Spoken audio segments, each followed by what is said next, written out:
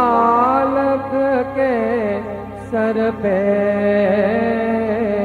गुरु हाथ रहे तेरा। गुरु ऐसे विनय दे दे, गुणगान करूं तेरा। इस बालक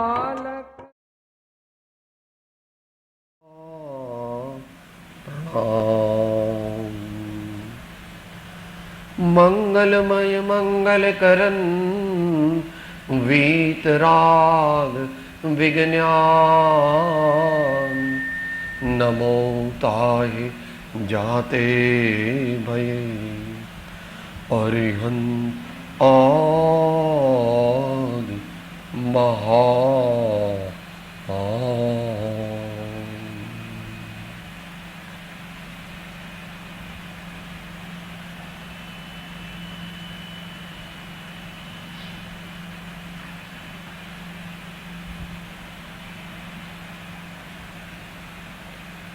આપણે સૌ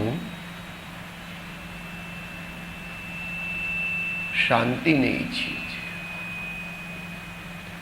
આનંદને ઈચ્છીએ છીએ, શાશ્વત સુખને ઈચ્છીએ છીએ. ભલે અત્યારે આપણે એની સાથે એગ્રી થઈએ કે ન થઈએ, પણ ખરેખર તો એ ઈચ્છીએ છીએ.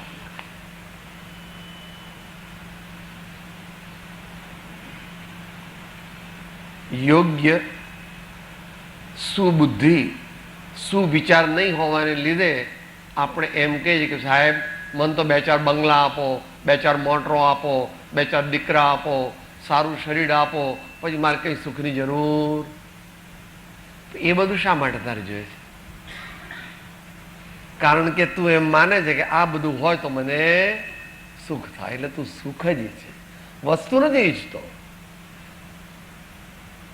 પણ અવિચાર દશામાં આપણે બધા મૂર્ખ છીએ, એટલે આપણે સૂક્ષ્મ વિચારણા કરી શકતા નથી. એટલે એમ માનીએ છીએ કે સાહેબ મને તો આટલી વસ્તુ આપી દો ને એટલે પછી વાંધો નહીં. એ વસ્તુ તને મળે પણ એ ટકે નહીં. વસ્તુ તને મળવી કે ટકવી એ તો પ્રારબ્ધને આધીન છે, નિશ્ચય નહીં છે.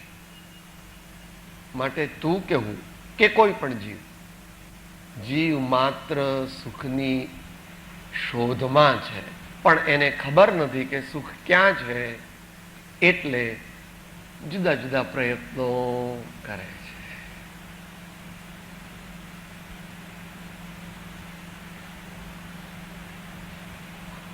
જ્ઞાની ભગવંતો અનુભવી મહાપુરુષો કહે છે કે જો ભાઈ સુખ તો અંતરમાં છે, સુખ તો તારા પોતાના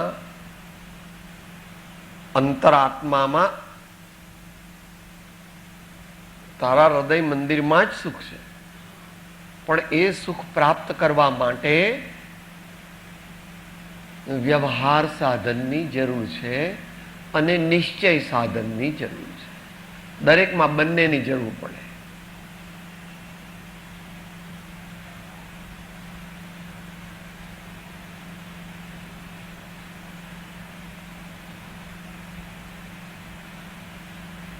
મોટર દેખાય છે તે મોટર ચલાવતી નથી. અંદરમાં પેલું એન્જિન છે એ મોટર ચલાવે છે. પણ બધા લોકો શું કહે છે? સાહેબ આ મોટર છે, સાહેબ આ મોટર ચાલે છે. મોટરમાંથી એન્જિન કાઢી લો તો ચાલે ખરી? મોટરમાંથી એન્જિન કાઢી લો તો મોટર ચાલે? ન ચાલે. એમ આપણે સુખ જોઈએ છે. સુખ માટે મહાપુરુષે કીધું ભાઈ તારે 3 અવલંબન લેવા પડશે,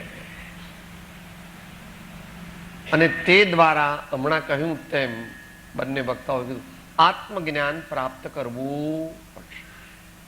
આત્મજ્ઞાન પ્રાપ્ત કરવું પડશે. એ આત્મજ્ઞાન પ્રાપ્ત કરવા માટે 3 અવલંબન છે. એક પરમાત્મા, અહીંયા આપણે એનું પ્રતીક મૂકીએ છીએ. એક સદગુરુદેવ, એમના ચિત્રપટ આપણે મૂકીએ છીએ. અને સત્શાસ્ત્રો, કે જે આપણે અહીંયા રાખીને આપણે એને સમજવાનો, વાંચવાનો, વિચારવાનો, અનુસરવાનો પ્રયત્ન કરીએ છીએ. પણ ત્રણેયની પૂજા તો કરીએ છીએ. આજ સવારે પૂજા કરી હતી ને, દેવ, શાસ્ત્ર, ગુરુ, તીન. દેવ, શાસ્ત્ર, ગુરુ ત્રણની પૂજા કરીએ. શા માટે? કારણ કે તેઓ આનંદને પામેલા છે. આપણે જે જોઈએ છે સુખ, એ સુખ કોને પૂર્ણપણે પ્રાપ્ત કર્યું છે? એવું બોલો છો? સ્તુતિ શું કરો છો?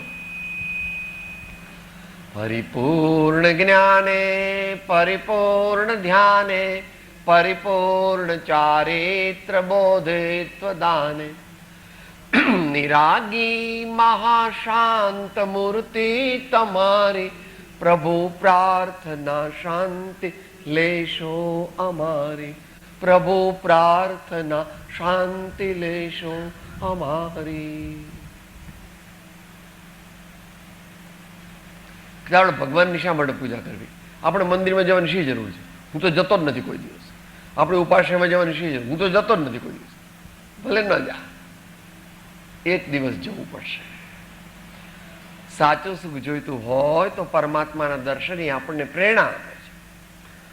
અને સાચું સુખ જોઈતું હોય તો એનું મોડસ ઓપરેન્ડી, એને પ્રાપ્ત કરવાની વિધિ પ્રાપ્ત જેમણે કર્યું છે તેઓ બતાવશે.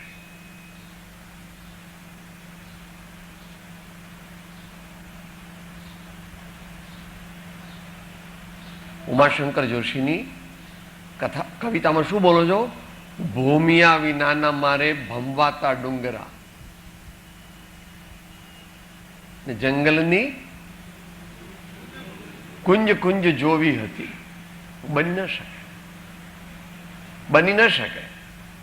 એકલા જઈએ સમિત શિખરમાં, તમે અમુક ચંદ્રપ્રભુની ટૂંક ને બધે જવું હોય તો લઈ જાઓ છો. અરે ભાઈ, તમે આજકાલ બહુ મોટા પૈસાવાળા થઈ ગયા છો એટલે શું જાઓ છો?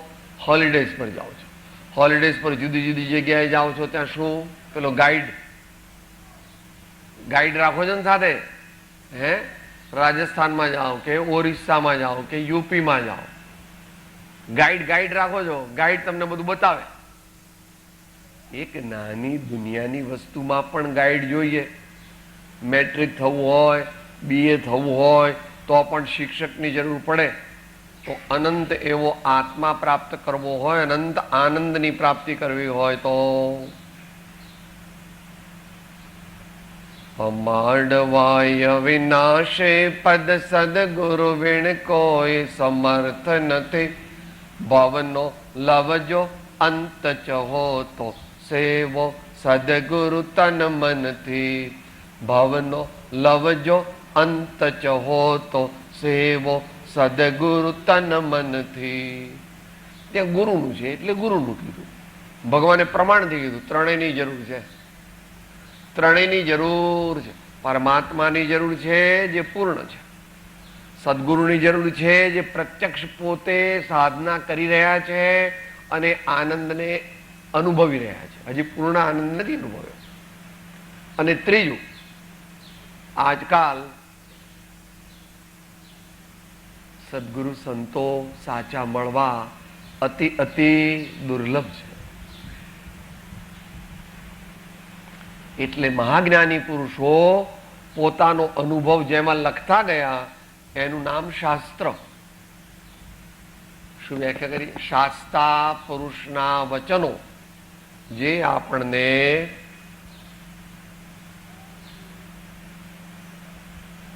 સમજણપૂર્વક શાંત થતા શીખવે એનું નામ શાસ્ત્રો. શાસ્ત્રો શું શીખવે છે? સાચી સમજણપૂર્વક શાંત થાવ. સાચી સમજણપૂર્વક શાંત થાવ. આપણે બોલીએ છીએ ભગવાનની સ્તુતિ.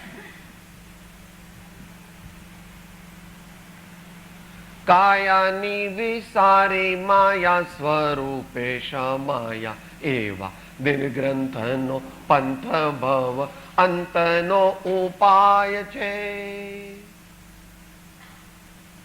ભવ અંત એટલે અનંત આનંદની પ્રાપ્તિ કેવી રીતે થાય?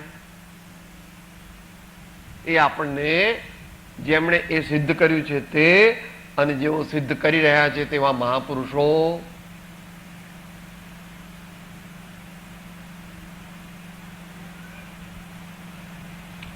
સત્પુરુષોનો શબ્દ દ્વારા બોધ તો માત્ર 15-20% છે. એમનું જીવન એ જ એમનો બોધ છે. એમનું જીવન એ જ એમનો બોધ છે. ગાંધીજી વળી એકદમ ચારિત્રવાદી હતા. એમને પૂછ્યું હતું ને કે તમે ન હો તો અમને કંઈ એવો બોધ આપી જાઓ કે એ દ્વારા અમે કંઈ ગાઈડન્સ મેળવી શકીએ. ત્યારે ગાંધીજી એમ કીધું, મારું જીવન એ જ મારો ઉપદેશ છે.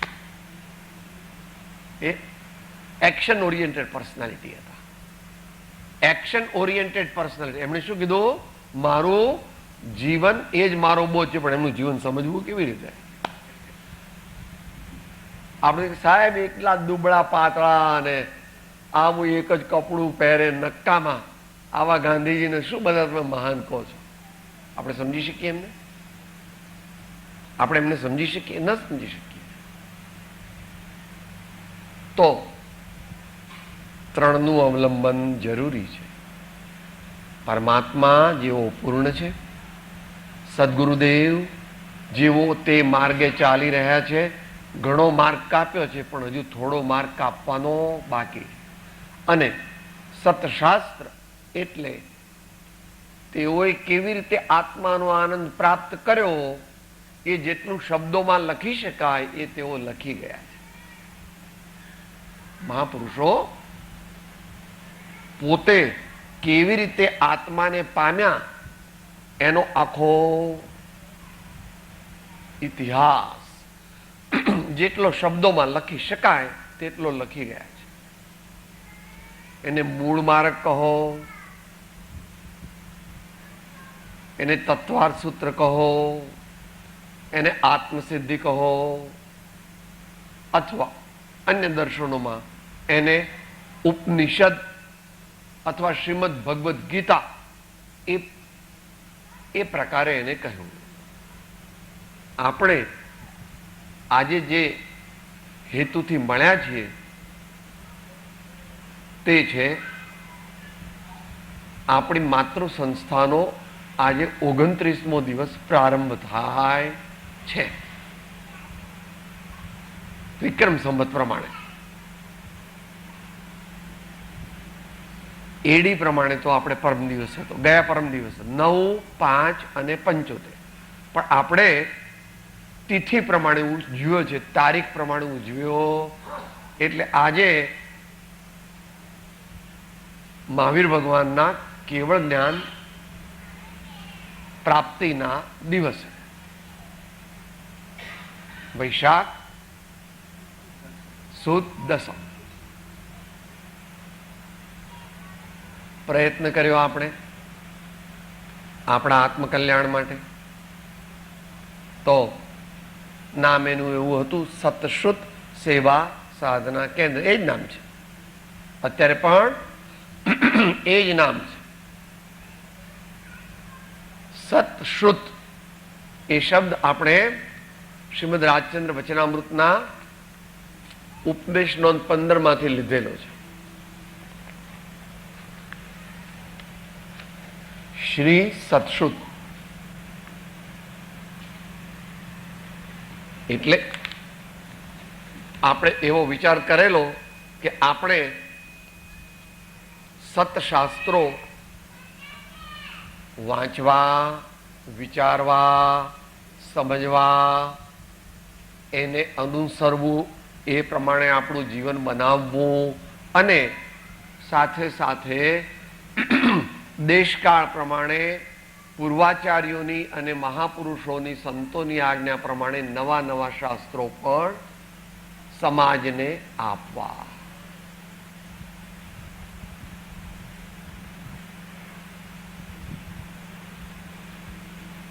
ભગવાન મહાવીરે ઉપદેશ આપેલો એ પછી પરંપરાથી ગણધર દેવોએ આપ્યો અને આગમ રૂપે આવ્યો અને પછી ચાલુ જ રહ્યો છે. કુંદકુંદાદિ આચાર્યોએ પરમાગમ રૂપે આપ્યો, પછી તત્વાર સૂત્ર રૂપે આપ્યો, ઓહો રત્નકરણ શ્રાવકાચાર રૂપે આપ્યો. એનો પાર નથી, કારણ કે ભગવાન પૂર્ણ જ્ઞાની હતા અને મહાન આચાર્યો હતા. એ પણ અત્યારે આપણામાંથી તો નહીં, પણ આખી દુનિયાના જેટલા સુપ્રીમ કોર્ટના ચીફ જસ્ટિસ હોય ને એ બધાની બુદ્ધિ ભેગી કરીએ તો એક આચાર્યની બુદ્ધિ જેટલી પણ ન થાય. આ તો ક્વોન્ટિટેટિવલી, ક્વોલિટેટિવલી તો જુદી પાછી. દુનિયાના મનુષ્યોની બુદ્ધિ તો કુબુદ્ધિ હોય અને આચાર્ય અને ભગવાનની બુદ્ધિ તો કેવી છે? સુબુદ્ધિ. કારણ કે મિથ્યા જ્ઞાન નીકળી ગયું છે. તો આપણે ઘણા વખતથી શિબિરો યોજીએ છીએ, નવા નવા પુસ્તકો બહાર પાડીએ છીએ. હવે યુવા શિબિરો પણ યોજીએ છીએ. જે આ ફેરી 16, 17 ને 18 યુવકો અને યુવતીઓ આવશે અને પોતાના જીવનને સંસ્કારિત કરવું, સારા સંસ્કાર પાડવા, સમયસર ઉઠવું, નિયમિત આહાર કરવો, નિયમિત ફરવા જવું, યોગ્ય કસરત કરવી, યોગ્ય સમયે ભક્તિ કરવી, યોગ્ય સમયે પ્રાર્થના કરવી, યોગ્ય સમયે ધ્યાન ચિંતન કરવું, મા બાપ સાથે કેવી રીતે વર્તવું, વડીલો સાથે કેવી રીતે વર્તવું, ટીચર્સ શિક્ષકો સાથે કેવી રીતે વર્તવું, આખા જીવનનો વિકાસ કેવી રીતે કરવો. તનનો વિકાસ, મનનો વિકાસ, આત્માનો વિકાસ, ધનનો વિકાસ, નીતિ નિયમનો વિકાસ, મલ્ટીફેસેટેડ ડેવલપમેન્ટ ઓફ અવર લાઈફ. આપણા જીવનની બહુમુખી ઉન્નતિ કરવાની છે. એક જ વસ્તુ હોય તો નહીં ચાલે. અત્યારે ઘણા લોકો પાસે પૈસા પુષ્કળ છે, પરંતુ બહુ જ દુઃખી છે, બહુ દુઃખી છે. ચિંતા, આખું ઊંઘ ના આવે, ખાવાનું ન ભાવે, કેટલાય રોગો શરીરની અંદર પ્રગટ થયેલા, હાય બોય કરે, ઘરના લોકોની સાથે ઝઘડા કરે, કોર્ટમાં કેસ ચાલે, જેલમાં જવું પડે. શું કામના એ પૈસા? સુખ મળી પ્રભુ? એટલે ભાઈશ્રીએ આપણને કહ્યું, સારા વિચાર કરવાથી, તત્વ વિચાર કરવાથી, આત્મવિચાર કરવાથી ધીમે ધીમે ધીમે ધીમે ધીમે ધીમે ધીમે આત્મજ્ઞાનની પ્રાપ્તિ થાય. આત્મજ્ઞાનની પ્રાપ્તિ થાય પછી કેવળ જ્ઞાનની પ્રાપ્તિ થાય. આપણે બધા એમાં જે આજ્ઞા આપી, 2 ફેક્ટરી છે અને મહિને 50,000 રૂપિયાનો આવે છે આવક, તો ત્રીજી ફેક્ટરી શા માટે ઉગાડવી? દેખાદેખી. 50,000 રૂપિયા નેટ પ્રોફિટ થાય છે. આ તો બહુ કોન્ઝર્વેટિવ. તમારે તો 50,000 રૂપિયા બધા ઘરનું અને દુકાનનું ને ફેક્ટરી બધા ખર્ચા કાઢ્યા પછી 50,000 વધે છે. તો હવે બીજી ફેક્ટરી કરીને લાખ કરવા, પણ પછી શું? લાખ નથી પણ રાખ છે, એમ કે છે સંતો. લાખ નથી પણ રાખ છે. એ ભાઈએ કીધું પરિગ્રહ. ચારે બાજુ આત્માને ઘેરી લે અને મૂર્છિત કરી નાખે, એનું નામ પરિગ્રહ. ચારે બાજુથી ઘેરીને આપણને બેભાન કરી નાખે. બેભાન થવું નથી હો કોઈને. તમે જોયું છે, હોસ્પિટલમાં જજો કોઈ વાર, ડાક્ટરને ખબર હોય મોટું ઓપરેશન કરવાનું હોય ને ત્યારે બેભાન કરે. અત્યારે તો બધી નવી નવી મેથડ આવી ગઈ, પણ બેભાન કરે કોઈને ગમતું નથી. પેલું એનેસ્થેશિયા સુંગાડ તો આમ આમ આમ આમ આમ કરે. આપણને બેભાન થવું નથી, કારણ કે ભાન જ્ઞાન એ આત્મા છે, અને બેભાન થવું આપણને ગમતું નથી. નિદ્રા પણ ફરજિયાત લેવી પડે, કારણ કે શારીરિક શ્રમ ઉતારવા માટે નિદ્રા જરૂરી છે. પણ કે સાહેબ તમને 24 કલાક સુઈ રહ્યો હતો. ના ના, મને 24 કલાક સુવું નથી. 24 કલાક સુવું ગમે ન ગમે. માટે આત્મજ્ઞાન પ્રાપ્ત કરવું છે એ તો બહુ મોટી વાત છે. એ માટે સજ્જન થવું છે, આત્માર્થી થવું છે, મુમુક્ષુ થવું છે. એ બધું પ્રાપ્ત કરવા માટે પરમાત્મા, સદગુરુ અને સત્શાસ્ત્રોનો આધાર આપણે લેવાનો છે, એની ઉપાસના કરવાની, પ્રભુની ઉપાસના, સત્સંગની, સદગુરુની ઉપાસના અને સત્શાસ્ત્રની ઉપાસના. આ રીતે આપણે પ્રયત્ન કર્યો. એના ફળરૂપે આપણે હમણાં ગયા વર્ષે આ સૂચિપત્ર બહાર પાડ્યું છે. ખબર નથી કેટલા એમણે લખ્યા છે. આશરે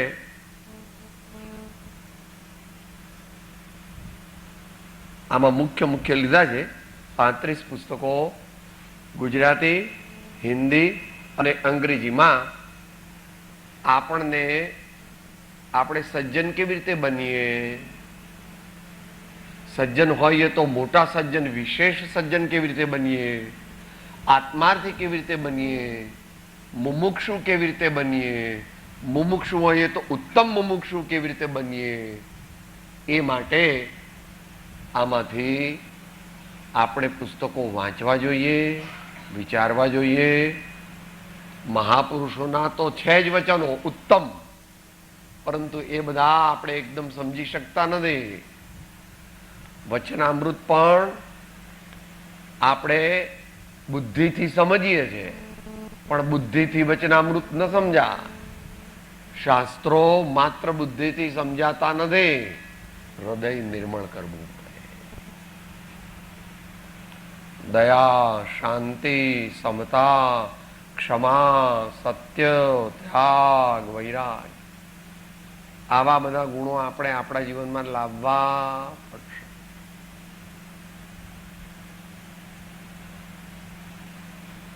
તો આપણું હૃદય નિર્મળ થાય, આપણી બુદ્ધિ પણ શુદ્ધ થાય, ચોખ્ખી થાય, સારી થાય, ક્રિસ્ટલ ક્લિયર થાય, તો ધીમે ધીમે આપણને જ્ઞાની પુરુષની વાણી સાંભળવા, સમજવાની આપણામાં યોગ્યતા આવે. આવું હોવાને લીધે આત્મસિદ્ધિ ચાલુ નથી કરી. પહેલા મતાર્થીના લક્ષણ છોડાયા, પછી આત્માર્થીના લક્ષણ ગ્રહણ કરાયા, અને ત્યાર પછી આત્મસિદ્ધિના 6 પદ કયા. માટે કોઈ વિચારે કે મારામાં બહુ બુદ્ધિ છે, લાવો હું આત્મા સમજી લઉં. બહુ બુદ્ધિ હોય તો કે આત્મા સમજાય. ગુરુગમ જોઈએ, સત્પાત્રતા જોઈએ, અને શાંતિ, Shantaba, quieten yourself, quieten yourself. ચિત્તને સ્થિર કરો, શરીરને શાંત રાખો, વાણીનું મૌન ગ્રહણ કરો, અને વિચારોમાં સારા વિચારોનું ધીમે ધીમે અવલંબન લઈ અને પછી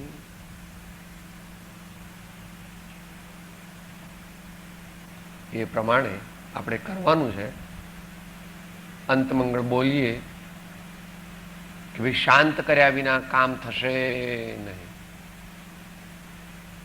અંતિમ સંદેશનો લાસ્ટ બટ વન શ્લોક.